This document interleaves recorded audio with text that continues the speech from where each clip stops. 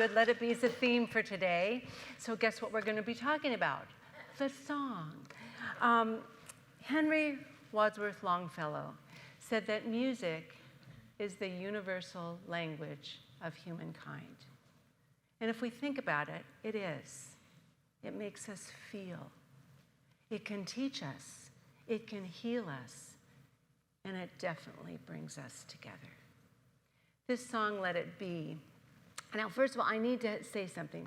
Let it be does not mean a passive surrender or just letting go. It's an active choice to let go of the things that are not working in your life. Let go of the fear, the anxiety, the uncertainty, and replace it with something more. And that's what the song is all about. Now, let me tell you a little bit of backstory. Some of you might know it if you're a really Beatles fan or a music fan, you know. Paul McCartney's song, this was his last song, this iconic song, the last song that was released before he announced he was leaving the band. And he thought of the title, Let It Be, at a very tense time, a stressful time for the Beatles. It was when they were doing the Obladi album, the White Album, and it was tense. I mean, Ringo and George felt a little less than, and John and Paul were kind of at it, you know. And so it was just a tense time for him, plus some other things in his life. And at that time, he said, his mom came to him. And she said, everything is going to be okay. Let it be. Just saying that, I get the God bumps, because if we could just learn that, to say that in these times of trouble, everything's going to be okay. Let it be. It doesn't mean don't do anything, but it means let go of the things that are keeping you back. And many people, he got the name Mother Mary, of course, from his mom. She was the one that inspired him, but many people thought it was the Virgin Mary, and they'd ask him, are you singing to the Virgin Mary? And he said, I want the fans to have any interpretation they want. Whatever works for you is right. And so I would ask you, who is your Mother Mary? Who comes to you in times of trouble? We all need someone who does. That first lyric, when I find myself in times of trouble, Mother Mary comes to me, speaking words of wisdom. And of course I thought, who's my Mother Mary, who speaks words of wisdom? And in our life, angels have always been the bringers of words of wisdom. I'm not sure most of you know the story, but not all of it. Our daughter Tara loved angels. She just loved them from the time she was younger up until her passing. And she had a special angel book by Terry Lynn Taylor, Messengers of Light, that she would write in and ask her angels questions, and we still have that book all tattered and torn. So when she passed, people gave us so many angel gifts and messages, cards and books and statues and everything, and they brought so much comfort in knowing that we're not alone, that we're protected, that everything is going to be okay, that we opened a little, I had to quit teaching, I chose to at that time, it just didn't fit, and I opened an angel store, even though Kirk and I did. I don't like to shop that much. I like the things that come from shops. I just don't like the act of shopping that much. But I opened Angel Store. It was a little teeny 300 square foot store. I know Em and Jim were at that store, and it was downstairs, hard to find. But people started hearing about it and thought, why did you open an angel store? So we wrote a little tiny, on a blue sheet, we printed up how we opened the store because of our daughter and all the angelic messages that came from her passing. And because the book, Messengers of Light, by Terry Lynn Taylor, that little blue sheet ended up in Terry Lynn Taylor's hands. And there was a producer she knew that wanted to produce a show on angels. And so she gave him that card, and they came down and interviewed us. And in 1994, there was a show called Angels, the Mysterious Messengers. And it aired on TV, and we had a little store at that time, and our little angel store ended up with lines around the corner. People need to know there's something more. They need to know they have to let go of the things that hold them back and trust there's something so much more. I was talking to Dr. Jim, and I had this book in my garage, but I couldn't find it. It's a book that was written from some of the people that were in the show. And it's called Angels, Mysterious Messengers. And Jim, I'd missed this page, and I don't know if you'd read it. I just opened it when you handed it to me. This book is dedicated to the memory of Chris Steele, Tara Moore, and Mallory Shreves. I'd never realized that the author had dedicated to her. But there's so many wonderful things about angels in this book and how we are never alone, especially in times of trouble. You know, the angels still come to me now.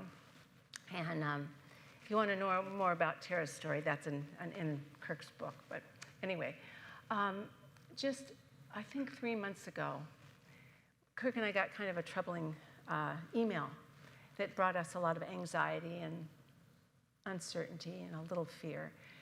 And I was, okay, what do we do? What do we do? Well, I was driving up to our staff meeting, and there was a car coming by me, and this woman kind of shouts out the mirror, "Are you Sandy Moore, Tara's mom?"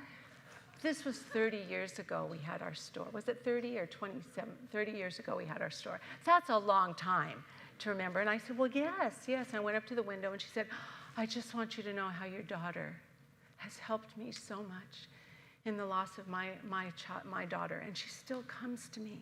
She's been part of my life for so long. And do you remember I brought you some flowers from our daughter's memorial service because I so appreciated what you were doing. I can't say I remember because it was a pretty busy time, but she was so sweet, and I thought, oh, thank you, Tara. Thank you, beautiful woman, for telling me. Came in, shared it with the staff, and it was really a special thing. The next week, the teens came back from teen camp, and Kirk and I think we were talking to Martine and somebody else up here, and we said, we were all the good things in teen camp, and Rob walks by. Rob walks by, right there, Rob walks by.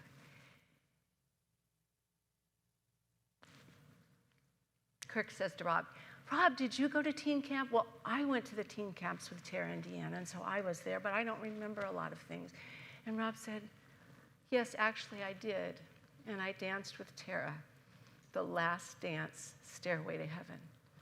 And every teen camp would always end with Stairway to Heaven. You were my angel. Thank you for sharing that, Rob. Beautiful. But then the following week, so this is 3 weeks, Tara had a boyfriend, Brian. She was 15, he was 17. And Brian we love Brian. He's such a sweet man now. We hadn't seen him in a long time, but he lived with us for a while. We took him on some vacations with us. One time when we were so busy at the store, I couldn't even believe it. And Tina, this is the house I showed you on Pines Park, right across. I drove around the corner one night, and it was Christmas, and I was so tired at Christmas time coming home from He had decorated the entire front of our house with lights in the most beautiful way you've ever seen. What a good fellow. Well, I got a note. I was coming home from my dentist. My dentist happens to be just off La Paz Road where Brian and his new family live. And so I always wave, I just in my mind wave to Brian. But as I'm coming out of the dentist, I get a text from Brian. Haven't talked to him in years. And I said, hi, Sandy, I miss you guys so much. I have an amazing story I want to tell you. And please let me know when we can talk. Well, I knew I didn't want to talk until I got home, and Kirk was there. So I got home, and I texted Brian. I said, when? We're available. He said, right now. Well, his wife, Tamar, works in the same school district I worked at, the Saddleback School District. And about 8 years ago, he brought Tamar, his wife, and their new little baby girl, a little sweet little baby girl, I don't remember her name right now, to the center to introduce her to me. And they wanted to tell me that they named their little girl, they gave her the same middle name, Lauren, as Tara, to keep Tara's memory alive in their life and to know that they had an angel watching over them. So they all knew about Tara. So tomorrow, it was the first day of school, and she not only teaches school, but she helped new teachers get acclimated to how to teach and what to do and if they had any questions. So she was at La Cañada, and they were doing a lot of construction there. So she sat in one of the offices waiting for someone to come in and tell her what to do.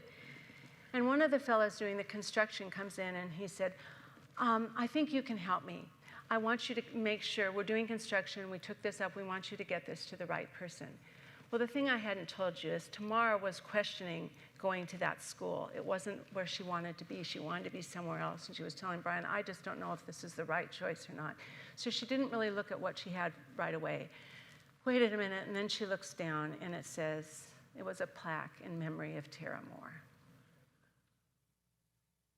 There was a little garden there that they pulled it up. And this construction worker had enough caring in his heart and common sense to want to get it back to the person that had it, who it belonged to. Well, he got it to the right person. So that's how important angels are in my life. In my life. They've played a significant role. And I know, angels aren't exactly what you think. You often think they come to you as fluffy white angels with big wings, but they don't. They come as visions and messages, whispers. So this is what I was going to tell you. The next line in the song, Let It Be, in my hour of darkness, she is standing right in front of me, whispering words of wisdom. Let it be. Whispering words of wisdom. Well, angelic messages come as intuition. They can come as symbols. I mean, when I see 444 or 1111, I know the angels are with me, for sure. And they can come as experiences. I know Kirk has shared many angelic experiences he's had. It's when there's that knowing, oh, this is profound. How did this happen? Or, oh my God, where did that come from? Then you know, if it's a good message, you know that there's something, a messenger of God. That's what an angel is, a messenger of God has come to you. Now, I don't know, how many of you are in a little bit time of trouble right now? I mean, anywhere in your life. Anybody in your family or anything in the world or anything concerning you a little bit or any problems? Come on, we all are. We just go like, yes. It's the way of the world right now. It is. It's the way because we're growing. We're being tested. We're growing. And the best way to get in contact with your angels, and I want you to do this right now, the best way is to start appreciating your life as it is right now. Find blessings in your life right now. Think, what are you grateful for in this moment? I mean, there may be hardship and drama and chaos and this, but there's always something to be grateful for. And say, thank you. Thank you. That right there opens you up to something more in your times of darkness and the times of trouble. The next line from that song, and I had to really think about this. When the broken-hearted people living in the world agree, there will be an answer. What we need resilience and patience in our life. You know, time heals a lot of things. And it takes time for the creative power of the universe through this law of unfoldment. It takes time for things to unfold. So time heals most everything, but we need to give time. We need patience. We're in a world where we want it and we want it when? Or even yesterday, sometimes.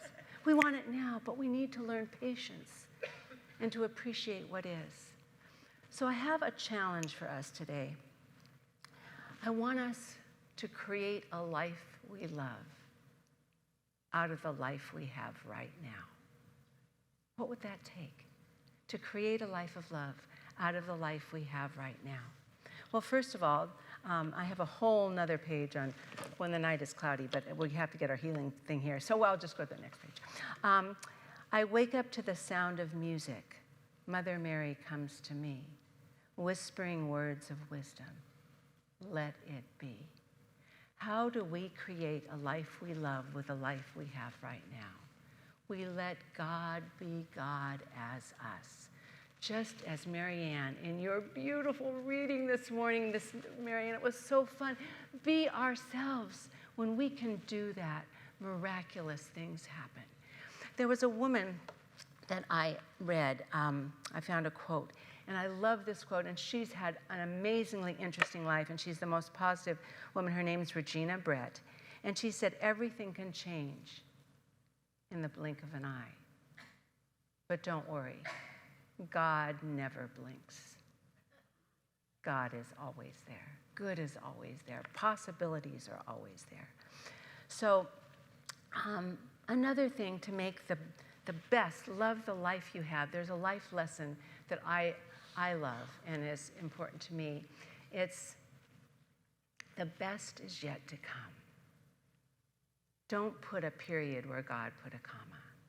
Kirk and I always wanted more kids. And then we thought we'd have a house full of grandkids. It wasn't happening. I never wanted one child. It works for some people, but I was raised pretty much as an only child. My 11-year-old sister didn't like me because I messed up her alone time with my parents. But anyway, we just loved our life the way it was. And now we've got two almost adult, an 18 and a 20-year-old grandsons that love us. And then we have our little grandbaby who's the light of our lives. So don't put a period where God put a comma. Don't do that. Okay, in the melody of life, sometimes the most beautiful sounds are the pauses in between the notes. Let it be. And take a seat. Thank you for being part of this morning and the healing that happened around and within.